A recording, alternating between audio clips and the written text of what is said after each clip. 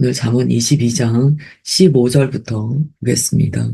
15절, 18절 같이 봉독하시겠습니다. 아이의 마음에는 미련한 것이 얽혔으나 징계하는 채찍이 이를 멀리 쫓아내리라. 이익을 얻으려고 가난한 자를 학대하는 자와 부자에게 주는 자는 가난하여질 뿐이니라. 너는 귀를 기울여 지혜 있는 자의 말씀을 들으며 내 지식의 마음을 둘지어다. 이것을 내 속에 보존하며 내 입술 위에 함께 있게 함이 아름다우니라. 아멘. 먼저 15절에서는 아이의 마음에 미련한 것이 얽혔다. 그러나 징계하는 채찍이 이것을 쫓아낼 것이다. 라고 말씀합니다. 여기에서의 아이의 마음은요, 순수한 마음을 의미하는 것이 아니고요, 미련한 마음을 표현했습니다. 그러니까 이제 우리가 어린아이 같다라고 할 때 이것을 이제 중의적이라고 보죠. 어린아이 같다는 것이 그만큼 순수하다라는 의미도 되지만 어린아이와 같이 좀 무지하다. 요즘에는 이제 어린아이 같다 그러면 약간 그 금쪽이 인상을 주죠. 어린아이 같다. 그러니까 자기 생각밖에 없는 거예요. 나 중심성. 그게 이제 어린아이 같다라는 표현에 이제 포함됩니다. 여기에서의 아이의 마음에는요, 좋은 의미가 아니에요. 부정적인 걸 이야기합니다. 본성적인 미련함을 의미해요. 그리고 자기 중심성. 요즘에 딱 금쪽이죠. 자기밖에 몰라요. 세상의 중심이 자기로부터 세상이 자기 중심이에요. 그리고 분별력이 부족해요. 진리의 말씀을 몰라서요. 구별을 못 합니다. 분별을 못 해요. 그냥 누구든지 가자고 하면 손 붙들고 갑니다. 여기에서의 아이의 마음은 이러한 것을 의미해요. 사람의 본성적인 것을 가리킵니다. 이 아이와 같은 마음, 이 미련함, 이 금쪽이들, 영적인 금쪽이들, 이게요, 그냥은 안 없어진다는 거예요. 여러분, 영적인 금쪽이가 그냥 없어집니까? 말씀으로 다루심을 받아야 돼요. 말씀은 우리를 온전케 하시는 교훈의 말씀입니다. 말씀을 통하여 그 지혜의 말씀으로 우리가 징계를 받고 훈련을 받는다는 거예요. 하나님께서 인생의 채찍을 드세요. 그래서 우리 인생에 막 하나님의 채찍이 나옵니다. 이건 때렸다가 아니에요. 물리적인 채찍으로 때렸다 이게 아닙니다. 하나님의 아버지이시기 때문에 자녀를 훈육해야 되지 않으시겠습니까? 하나님이 아버지이시기 때문에 자녀에게 온전한 것을 교육해야 하시지 않겠습니까? 그렇게 하나님의 징계와 훈계의 말씀을 통하여 아이들이 미련함이 벗겨진다는 거예요. 영적인 금쪽이들이 변화받는다는 거예요. 말씀을 또 잘못 해석해서 애들 때리고 이러시는 분들이 신문에 나오잖아요. 어찌할 꼬입니다. 어찌할 꼬. 말씀을 그렇게 자기 맘대로 해석해서 죄로 나아가는 일이 있으니 우리가 얼마나 말씀을 주 안에서 온전히 받고 이해해야 합니까? 16절입니다. 이익을 얻으려고 가난한 자를 학대하는 자와 부자에게 주는 자는 가난해질 뿐이라. 굉장히 불이한 이 구조에 대해서 경고하세요. 가난한 자는 도와줘야 되는데 가난한 자의 것을 더 빼야 한다는 거야. 가난하고 힘없는 사람의 것은 빼앗기가 쉽기 때문에 그것마저도 다 빼앗아 버린다는 거야. 그런데 이것과 병렬 구조죠. 대등하게 나오는 게 부자에게 주는 자가 나옵니다. 부자에게 왜 줍니까? 잘 보이려고. 약한 자한테는 착취하고 약한 자한테는 강하고 강한 자한테는 약한 삶의 태도에 대해서 주님께서 꾸짖으세요. 여러분 강한 사람한테 가서 굽신거리고 마음에 들려고 하는 것이요. 우리의 악한 본성으로부터 출발한 것일 때 주님께서 너가 가난하여진다라고 말씀하세요. 우리가 사람을 대하는 태도를 잘 보셔야 돼요. 좀 힘있고 그런 사람한테는 그냥 예스, 예스, 다 예스예요. 다 맞다는 거예요. 당신 말 다 맞다는 거예요. 약한 사람한테는 다 틀리다는 거예요. 거기에 나의 짜증 다 부어버리는 거예요. 하나님께서 이런 태도를 좋아하지 않으세요. 하나님의 나라는 강한 자에게 굽신거리는 나라가 아닙니다. 여러분, 이 말에 따라서 또 강한 자에게 다 저항하라. 이게 아니에요. 진리의 기준으로 살라는 거예요. 왜 힘의 구조로 사느냐는 거예요. 하나님의 나라는 힘의 구조에 따라 시스템화되어 있는 나라가 아니에요. 교회도 그런 공동체가 되어서는 안 돼요. 교회는 진리가 기준돼야 돼요. 진리 앞에서는요, 가난한 자도 부자인 자도 평등합니다. 그 진리는요, 진리가 아닌 것을 배지요. 그 사람의 조건을 따지지 않아요. 16절은 이 세상에 사는 가치관과 하나님 나라의 가치관이 얼마나 다른가를 말씀하시는 거예요. 그래서 이렇게 말씀하세요. 17절. 너는 귀를 기울여라. 이 귀를 기울이니까 귀만 열라는 얘기가 아니에요. 마음을 다하여 들으라는 거예요. 지혜 있는 자의 말씀을 들으며 주님의 진리에 집중하라는 거예요. 내 지식에 마음을 둘지어다. 마음을 둔다는 게 뭡니까? 여러분, 마음을 두는 곳에 우리의 모든 것이 갑니다. 마음 가는 곳에 다 가게 되어 있어요. 마음 가는 곳에 내 시간도 가고요. 내 물질도 가고요. 내 모든 이유도 그 마음 가는 곳에 있습니다. 마음 가는 곳이 어딘가를 봐야 돼요. 주님께서 뭐라고 말씀하십니까? 나의 진리의 말씀에 마음이 가야 한다. 라고 가르쳐 주세요. 마음을 엄한 데 빼앗기지 마십시오. 오늘도 주께서 내게 무엇을 말씀하시는가를 늘 들을 수 있는 마음의 귀가 우리는 준비되어 있어야 돼요. 다음에 18절입니다. 이것을 내 속에 보존하며 내 입술 위에 함께 있게 함이 아름다우니라. 보존이라는 단어가 나와요. 보존. 빼앗기지 말라는 거예요. 그리고 그 진리로서 말하라고 가르쳐 주세요. 그게 아름답다. 우리 마음에 보존되어 있는 주님의 지혜의 말씀이 있습니까? 내 마음의 지혜의 말씀이 보존되어 있어서 나는 세상을 살아갈 때 그 보존된 말씀에 기준하여 살고 있습니까? 말씀은 우리를 징계하세요. 교훈하세요.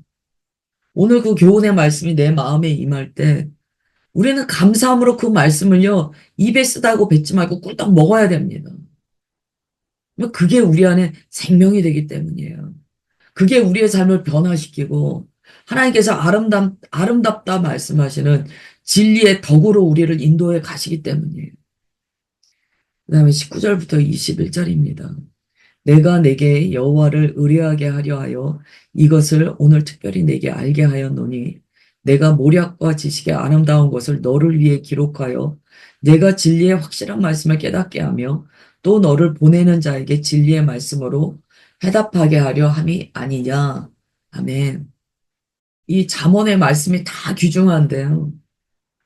또 오늘 이 아침에 지금 19절부터 21절의 말씀은요.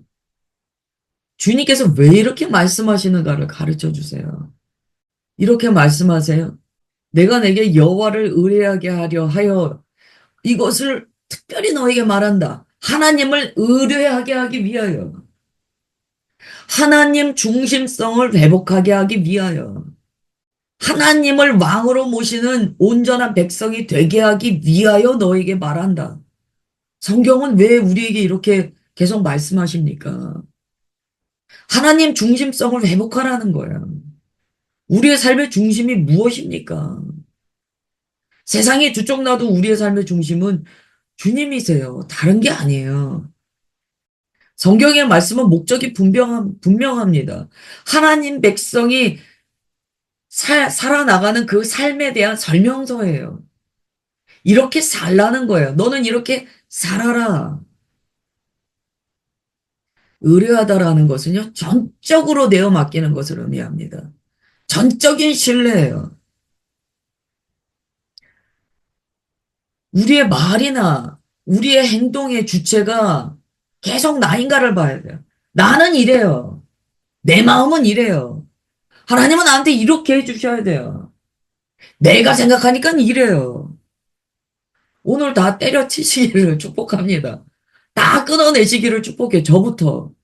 말씀 좀 아침에 일찍 일어나서 묵상했는데요. 나부터 끊어져야 되지 않겠습니까? 하나님만을 왕으로 모시라고 말씀을 주셨다는 거예요.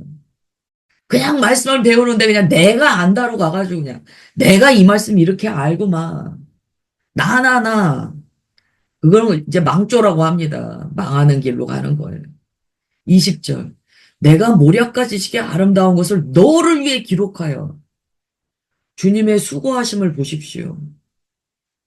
주님께서 수고하셨어요. 그냥 십계명만 딱 주시고 십계명만 그냥 딱 편하게 그것만 딱 주시고 아무 말씀도 안 하셔도 되잖아요. 십계명 안에 다 들어있다. 이것만 지켜. 그런데 주님께서는 그렇게 안 하셨어요. 세밀하게 많은 말씀들을 주셨어요. 왜요? 모략과 지식의 아름다운 것을 주시기 위하여. 모략은요, 우리의 인생 전반에 걸친 어떤 통찰력, 그리고 전략을 의미합니다. 그걸 주시기 위하여. 뭡니까? 이럴 땐 이렇게 대처해라. 이럴 땐 나의 이 말씀을 기억해. 그래서 모든 우리 인생의 답은 성경에 있다. 성경에 있어요. 종교개혁은요, 오직 성경으로 일어난 것이 종교개혁이에요. 지식은요, 하나님의 뜻을 깨달아 하는 지혜입니다. 이 모든 것을 주님께서는 아름답다라고 선언하셨어요. 주님께서 누구를 아름답다고 하십니까? 하나님의 지혜가 있는 자, 그 지혜로 사는 자, 주님 보시기에 아름다운 거예요. 그것 외에 본질 빠진 거는요, 주님은 다 아세요. 그 껍데기 가지고 옛날에 우리 어릴 때 꽈리 꽉꽉 소리 내보셨죠? 속이 비어 있으면 꽉꽉 소리만 나요. 그냥 오리 꽥꽥 낀 거예요. 본질이 있어야 돼, 본질. 21절입니다. 내가 진리의 확실한 말씀을 깨닫게 하며 또 너를 보내는 자에게 진리의 말씀으로 해답하게 하려 함이 아니냐. 할렐루야예요. 먼저는 내가 진리의 말씀을 확실히 깨닫게 하려고 내가 말씀을 주었다. 두 번째는 너에게 나오는 영혼들에게 진리의 말씀으로 답하라고 너를 가르치는 것이다. 여러분, 그리스도인이 맨날 다오다오만 하는 거예요. 나는 채워져야 돼요. 오늘 너무 흥분하죠? 나는 채워줘야 돼요. 그런데 남에게 그 은혜를 끼치지 못해요. 이게 뭡니까? 주님께서 말씀을 주시는 이유를 두 가지로 말씀하세요. 하나는 너를 위하여, 하나는 타인을 위하여 말씀을 준다. 말씀으로 살고 말씀으로 섬겨라. 얼마나 명확합니까? 말씀으로 섬기라는 거예요. 오늘 이러한 주님의 말씀을 통하여 우리가 자기 자신에게 질문해야 돼요. 나는 왜 말씀을 듣는가? 이 아침에 나는 왜 말씀을 듣는가? 먼저는 나를 온전하게 하시는 주님의 말씀이고요. 두 번째, 다른 사람을 살리는 말씀이 되어야 한다. 정말 중요한 말씀이에요. 우리가 이것으로 이렇게 기도할 수 있어요. 하나님, 말씀을 통해서 먼저는 제가 하나님 중심성을 회복하게 하시고 주님의 말씀을 따라 지혜와 지식의 아름다운 것들을 마음에 보존되는 자가 되게 하옵소서. 빼앗기지 않게 하옵소서. 그리고 내 안에 보존된 말씀이 다른 영혼을 살리는데 반드시 사용되어지게 하여 주옵소서. 그것으로 우리가 오늘 기도해야 됩니다. 22절부터 25절 보겠습니다. 약한 자를 그가 약하다고 탈취하지 말며 곤고한 자를 성문에서 압제하지 말라. 대저 여호와께서 신원하여 주시고 또 그를 노력하는 자의 생명을 빼앗으시리라.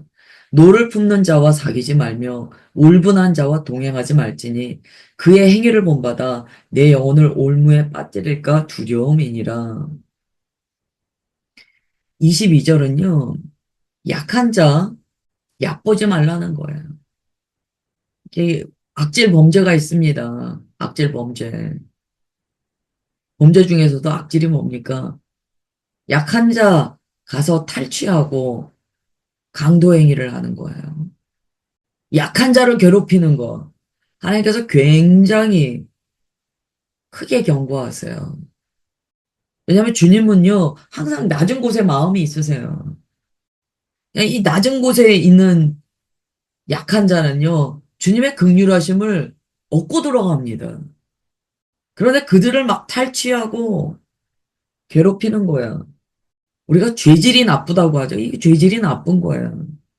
권력을 이용해서 자기보다 권력이 낮은 사람을 억압하는 거. 죄질이 나쁜 거예요. 주님께서는요, 위에서 아래를 누르는 것을 안 좋아하세요. 경고하세요. 여러분, 그리스도에는 그런 삶의 태도가 있으면 안 돼요. 나의 힘을 이용해서 약한 자를 억누르는 태도의 삶을 가지면 안 돼요. 이 힘의 원리, 우리가 좀 전에도 살핀 말씀과 연결됩니다. 이 힘의 원리에 의해서 살지 말라라고 강력하게 경고하세요. 공고한 자를 성문에서 압제한다고 합니다. 성문은 어딥니까? 재판을 하는 곳이에요. 레호브. 고대 성읍에서 재판 장소가 레호브예요. 성문 앞이에요.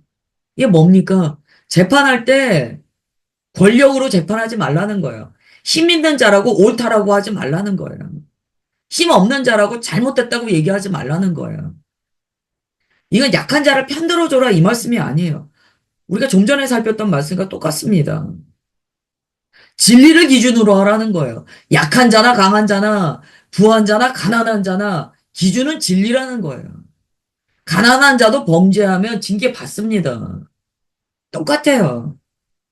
약한 자를 약하다고 탈취하지 말라는 것은 삶의 태도에 대한 말씀이시고요. 공고한 자를 성문에서 압제하지 말라는 것은요. 진리를 기준으로 살라는 말씀이에요. 진리가 기준되지 않으면은요. 우리는 마귀의 법칙에 따라 사는 거예요. 하나님의 백성이 마귀의 생각을 따라 산다는 게 말이 안 되잖아요. 뭐 예전에는 양신 들었다 그런 말 많이 하는데요. 그게 양신 든 거 아닙니까? 하나님의 백성이라고 하면서 삶은 마귀의 법칙을 따라 살고 그게 양신 든 거 아닙니까? 23절이에요. 대저 여호와를 신원하여 주시고 여호와께서 신원하여 주시고 또 그를 노력하는 자의 생명을 빼앗으시리라. 무슨 말씀입니까? 그 앞에 말씀하신 하나님께서는 약자를 긍휼히 여기시는 그 정도가 아니에요. 어떻게 하시냐면 그의 억울함을 종국에는 풀어주신다는 거야. 우리 주님은요, 신원하여 주시는 주님이세요. 이 신원은 억울함을 풀어준다는 의미예요. 불법이 행하여서 억울한 자를 만들었을 때 하나님의 진리가 정의가 되어서 회복하여 주신다는 어떤 사법적인 의미를 갖습니다. 주님은 신원하시는 하나님, 신원하여 주시는 하나님이세요. 그래서 우리는요, 그리스도에는 억울함 있어요. 삶에 억울함이 있을 때가 있어요. 그러나 아셔야 돼요. 우리 주님은 신원하여 주시는 주님이세요. 그러니까 우리는 어떻게 해야 됩니까? 막 억울하다, 억울하다 하지 말고 나는 과연 주님의 진리 안에 있었는가를 항상 되짚어 봐야 돼요. 나는 주님의 진리 안에 있었는가? 주님께서 우리가 진리 안에 있었다면 반드시 신원하여 주세요. 반드시 신원하여 주십니다. 기대감을 가지세요. 주께서 신원하여 주시는 때 주님께서 내게 주님의 진리에 따라 살아낸 것에 대해서 반드시 칭찬을 주신다는 걸 기대하세요. 소망하시고 진리의 기준으로 살아내셔야 됩니다. 24절이에요. 노를 품는 자와 사귀지 말며 울분한 자와 동행하지 말지니 근묵자학이다. 조심해라. 이거는 관계 속에서의 지혜를 의미합니다. 제가 어제 어떻게 하다가 그 어떤 건강에 대한 걸 좀 봤어요. 근데 어떤 분이 뭐라고 이야기하냐면 조사를 해보니까 뚱뚱한 사람이요. 주변에 이렇게 뚱뚱한 사람들과의 관계가 많대요. 먹는 모임. 이렇게 희한하게 사람은 끼리끼리 모이더라는 거예요. 그래서 그러한 사람들과 모이면 늘 먹는 모임이 있고 늘 막 이러다 보면 아무래도 살이 찌더라. 그런 이렇게 짧은 내용이 나오는 걸 제가 어제 들었어요. 여러분, 이거 비슷한 얘기예요. 늘 화내는 사람하고 사귀잖아요. 어느 순간에 나도 늘 화내는 사람이 된다는 거예요. 울분한 자는요, 더 재밌는 표현이에요. 화내는 노를 품는 자보다 더 특징적인 표현이 울분이에요. 이 울분은 뭡니까? 가만히 묵혀놨다가 어느 날 폭발하는 사람이에요.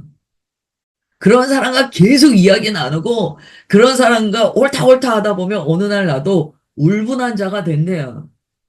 그래서 뭡니까? 노가 폭발하는 사람이 된다는 거예요. 뭐예요? 막 작은 일에도 얼굴이 울그락불락 갑자기 막 폭발하는 거예요. 가만히 있다가 뚜껑이 열리는 거예요. 울분이 쏟아진다는 거예요. 이런 경우에요. 사람이 영적으로 피폐해집니다. 영적으로 피폐해져요. 늘 불필요한 싸움과 갈등 가운데 우리가 놓이게 됩니다.